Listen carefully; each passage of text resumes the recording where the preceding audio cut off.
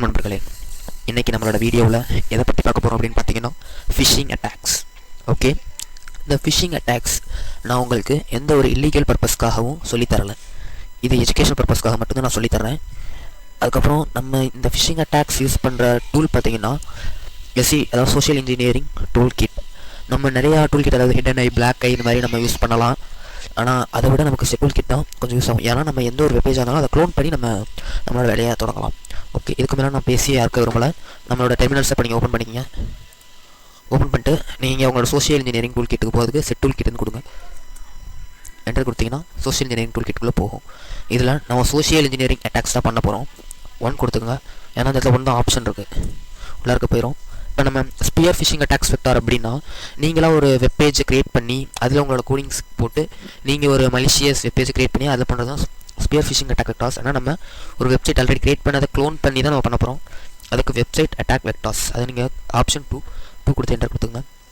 அடுத்து credential harvester attacks நம்ம பண்ணணும். ஏன்னா அந்த கிரெடென்ஷியல் ஹார்வெஸ்டர் அட்டாக்ல தான் நம்மளோட க்ளோன் பண்ண முடியும். மற்ற அட்டாக்ஸ் எல்லாமே நான் உங்களுக்கு கண்டிப்பாக போடுறேன். இப்போ நம்ம கிரெடென்ஷியல் ஹார்வெஸ்டர் அட்டாக்ஸ் தான் இப்போ நம்ம பண்ண போகிறோம். ஓகேவா? அதனால் ஆப்ஷன் 3 என்டர். இதில் சைட் க்ளோன் பண்ண போகிறோம். வெப் டெம்ப்ளேட்ஸ்னால் இவங்க சோஷியல் இன்ஜினியரிங் டூல் கிட்டில் உள்ள வெப் டெம்ப்ளேட்ஸில் இருக்கும், அதை நம்ம யூஸ் பண்ணலாம்.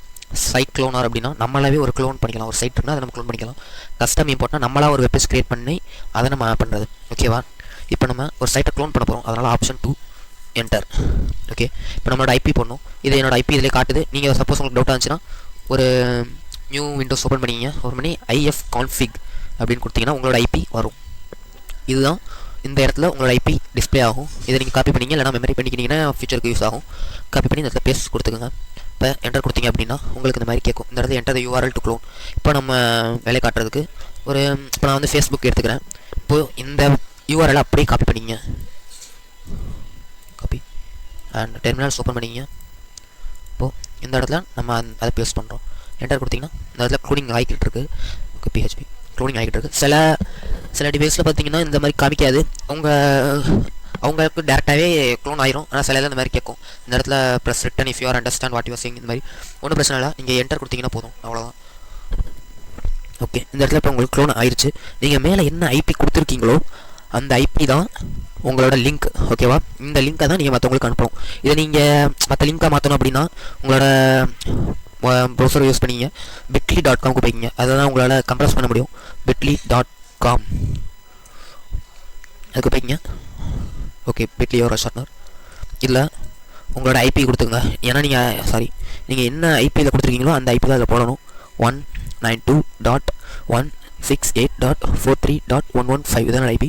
நீங்கள் அங்கே உங்களோட ஐபி இதுவோ அதை நீங்கள் கொடுத்துங்க. நீங்கள் அங்கே கொடுத்த இதாக இருக்கணும். இப்போ நீங்கள் ஷார்ட்டன் கொடுத்தீங்கன்னா உங்களுக்கு இதுதான் அந்த ஐபியோட லிங்க்.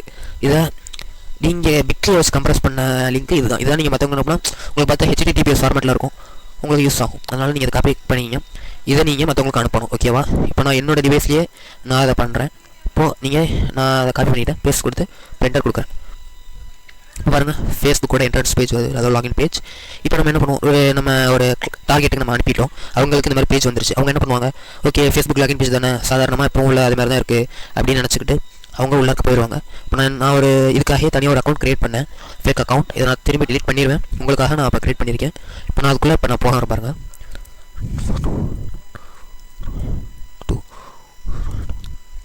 இன்னும் பாஸ்வேர்டு வந்து